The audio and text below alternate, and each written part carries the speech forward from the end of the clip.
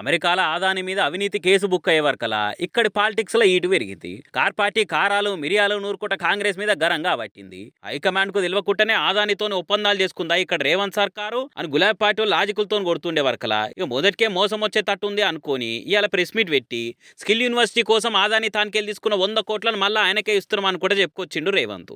ఆదానికేలు వచ్చే నిధులు వద్దని డిసైడ్ అయినాము, ఇదే మాట చెప్పుకుంటూ ఆయనకు లెటర్ రాసినామని సీఎం రేవంత్ అనుకొచ్చిండు. అంత మంచినే ఉంది గాని అసలు ఆదానితోని దోస్తాని చేసి ఆగం పట్టించింది బీఆర్ఎస్ఏ అనుకుంటా కాటన్ బట్ట కాల్చి కార్ పార్టీ మీదేస్తందుకు బానే తనలాడి బాదం పప్పుల కాలేసిండు సీఎం. కావాలంటే నూరు మీరే. Microsoft data centre at Ellikatra BRS ఇచ్చింది.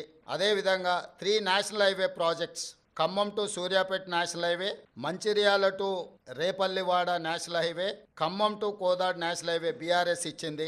750 KV transmission line project BRS ఇచ్చింది. ఇన్ని ప్రాజెక్టులు బీఆర్ఎస్ ఇచ్చి ఈరోజు same counter drone manufacturing unit at Mamidipalli BRS ఇచ్చింది. ఇన్నిన్ని ప్రాజెక్టులు బీఆర్ఎస్ అదానికి ఇచ్చి అదానితో అంటగాగి అదాని దగ్గర కమిషన్లు మెక్కి అదట ఇన్నరా మైక్రోసాఫ్ట్ డాటా సెంటర్ ఆదానిదట. నేషనల్ హైవేలు రాష్ట్ర సర్కార్ చేతులు ఉంటాయట. ఇక చెప్పురు ఇక ఏమనాల్లో ఏమో పోరే అనుకుంటే నెత్తి కొట్టుకోబట్టిరట సార్ మాటలు ఇన్నోళ్ళు. సరుకు లేదు సబ్జెక్ట్ లేదు అన్న కేసీఆర్ డైలాగులు యాద్ చేసుకుంటా మీమ్స్ బట్టిరు ఇంకొందరు. అయినా తెలంగాణకు 3 దిక్కుల సముద్రమే ఉందరంగలేంది మైక్రోసాఫ్ట్ ఆదాని దానికి ఏమొచ్చింది తీర్రి అనుకుంటే లైట్ తీసుకుంటారు ఇంకొంతమంది. ఇక ఇదిట్టుంటే మాజీ మంత్రి హరీష్ రావు కూడా రేవంత్ రెడ్డికి ఇచ్చి పడేసిండు ఎక్సులా. 100 కోట్ల నిధులను వెనకకిచ్చిన రేవంత్ రెడ్డి గారు మరి రాహుల్ గాంధీ గారు ఆదాని అవినీతి మీద జాయింట్ పార్లమెంటరీ కమిటీ వేయాలని అనుకొస్తుంటే దావోస్ లో మీరు ఆదానితో చేసుకున్న 12,400 కోట్ల ఒప్పందాల సంగతి ఏంది? ఆదానికి రాష్ట్రంలో డిస్కంలను అప్పచెప్పి అవిటిని ప్రైవేటీకరణ చేసేందుకు మీరు చేస్తున్న కుట్రల మాట ఏంది? 20,000 మెగావాట్ల థర్మల్ ప్లాంట్ పెడతామని వస్తే